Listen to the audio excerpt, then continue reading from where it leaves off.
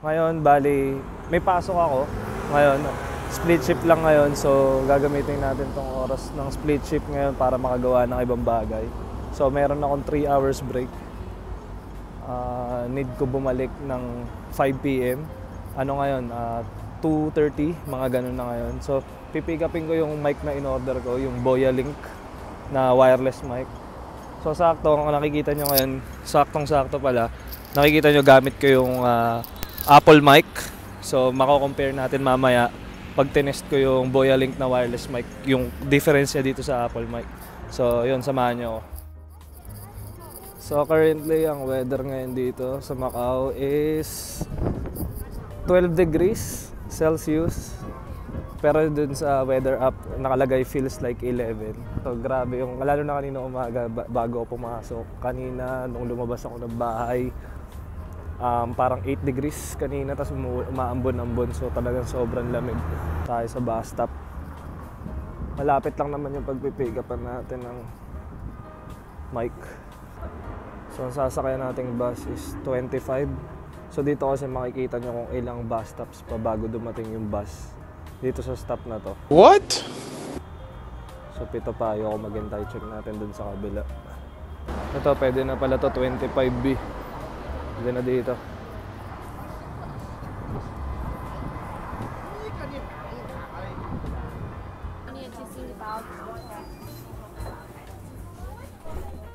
Okay, walking na tayo papunta dun sa shop, sa Fortress. So kung alam ko lang na magbablog tayo ngayon, sana dinala ko rin yung gimbal ko. Ang hirap ng mag-vlog ng ganito, handheld. So yun, teka lang, tatawid muna ako. Kaya nyo, hihinto yan. With the force be with you. Alright.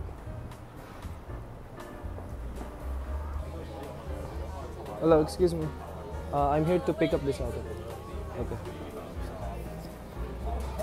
Hindi siya nakakaintindi ng English, guys.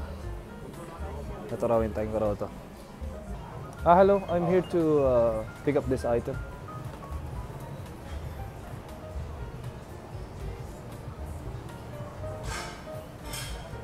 Tingin muna tayo ng gamit habang pinipick up niya yung mic natin. Itong kit pang kape. Kaso hindi na ako nagkakape. Ito na, guys. So ito na siya, no? Excited na akong buksan to. So uwi muna ako. Tapos siguro mamaya ako na siya bubuksan pag out ko sa trabaho dahil kailangan pa natin pumasok ulit. So quick check lang. So ito siya. Meron siyang 3 different adapters. Yan, so mayroon siyang pang Android at ano rin siya, compatible rin siya sa iPhone. Yun, tapos ayan, 2 beses mo siyang pwedeng ma-full charge, which is good lalo na kung limbawa talagang gagamitin mo siya like whole day ka magva-vlog or kung saan mo man siya gagamitin.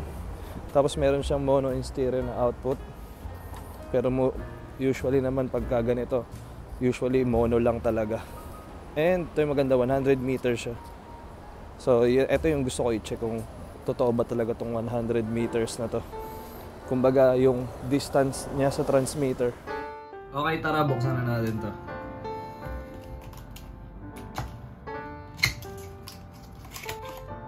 So okay, ito siya.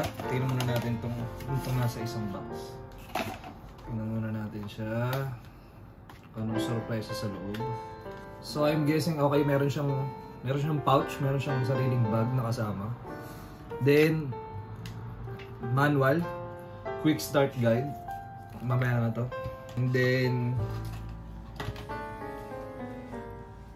USB Type-C, Silca gel. Ewan ko na to. Hang tag. Okay? Punta na tayo sa mismong device. So, ang cute niya kasi talagang as in sobrang sobrang portable niya. I mean, hindi siya hassle dalhin. Sobrang liit niya, sobrang handy. So, unlike nung mga ibang mic, madali siyang bitbitin at gamitin. Alam niyo, parang ayoko sirain yung plastic pero kailangan natin sirain. Sobrang neat niya tignan, sobrang linis niya tignan. Tapos, ayan, meron siyang, alam mo yung parang sa lalagyanan ng sabon. Parang nga siyang lalagyanan ng sabon eh. Okay, paano siya buksan? Parang eto ata, may bulalo. Okay. Plastic! Okay, yung bukas. Right. Meron siyang, ito yung ano ba tawag ito? Ito ba yung ano? So ito yung receiver, okay? Ito yung mic, tama, ito yung mic, which is yung transmitter. Yung dalawa siya. Yun ang kinagandaan dito guys, dalawa na agad siya. And then, okay, ito yung attachment niya. Pwede nyo kasi siyang palitan eh. Like ito. Pwede nyo siyang palitan ng pang phone. Pero mamaya natin kalikutin. And then meron din siyang type C. Ayan. Tapos ito yung pinakabit dun sa mic. Parang ito ata yung pang parang pang filter nung like sounds, like lalo na yung mga hangin. Base sa packaging niya, pwede mo siya magamit ng 2 times recharging. Hello. Ito tinatry ko na mic test. 1, 2, 3. So, ito, pakinggan nyo yung difference nung kanina. iPhone lang yun, wala pang mic. Like kung ano lang isagap mismo ng iPhone, yun lang yung tunog na narinig nyo. Ito na yung gamit na natin yung Boya Link. Hello, mic test, 1, 2, 3. Ito naman yung stereo mode. Yung kanina narinig nyo is mono. So, tignan nyo kung ano yung pagkakaiba. So, ayun, sobrang saya ko naman dito sa nabili natin. Sa totoo lang. Okay, para sa akin, sobrang sulit ito. Sobrang saya ko dito sa nabili ko. Narinig nyo dun sa kanina, di ba? Yung mismong iPhone lang yung ginagamit na mic. Yung mic ng iPhone. Maririnig nyo pa yung tunog sa labas yung tunog sa bintana, pati yung, alam nyo yun, yung echo dito sa kwarto. Eto, maririnig nyo. Kung gamit na natin itong Boya Link, as in talagang, ang ganda ng noise cancellation niya talagang as in boses lang yung maririnig. Okay, so ito pa. Ang gusto ko i-try, hindi ko lang siya matry niya, pero gusto ko siya i-try siguro pag gumawa na lang ulit ako ng content sa labas. Pero nakalagay kasi dito 100 meters wireless transmission. Yan. So gusto kong subukan kung totoo talaga na 100 meters kung hindi talaga mag-i-static yung tunog o hindi siya mapuputol. Pero ito, pakinggan natin, lalayo ako ng konti dito lang sa pinto. Papakinggan ko rin mamaya. Usually, di ba ganito yun? Ganito yung mga nakikita ko sa mga ibang gumagawa ng content ng wireless mic. So yun, para sa akin, sa price value niya at saka sa quality, na narinig ko para sa akin, sa price niya, sobrang goods na siya, affordable siya. Kumbaga, alam niyo yun, maayos na brand, tapos maganda rin yung quality. Kumbaga, kung magsisimula kayo na gumawa ng mga content at kailangan nyo ng wireless mic, siguro marirecommend ko to sa inyo yung Boya Link.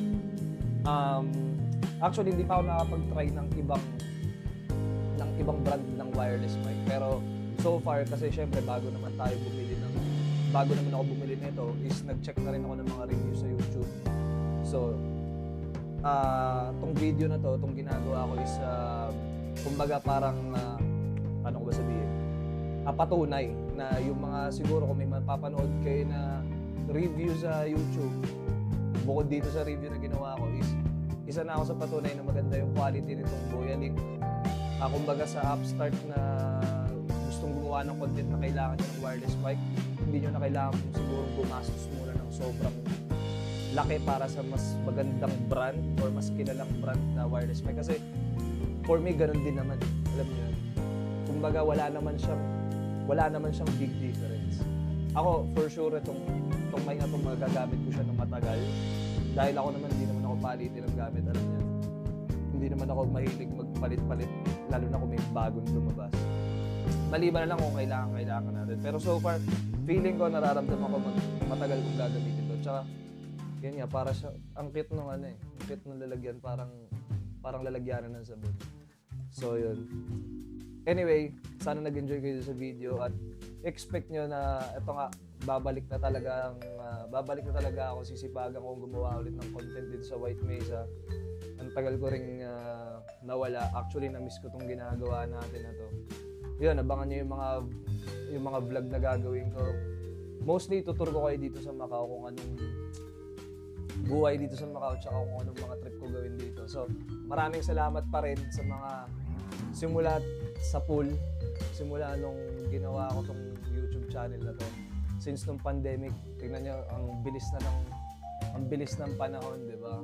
Kumbaga, ilang taon na yung White Mesa. So, nagpapasalamat ako sa mga sumuporta na hanggang ngayon nanonood pa rin dito kahit ang tagal kong hindi naglabas ng video, no? Maraming salamat, marami kayong aabangan. Peace.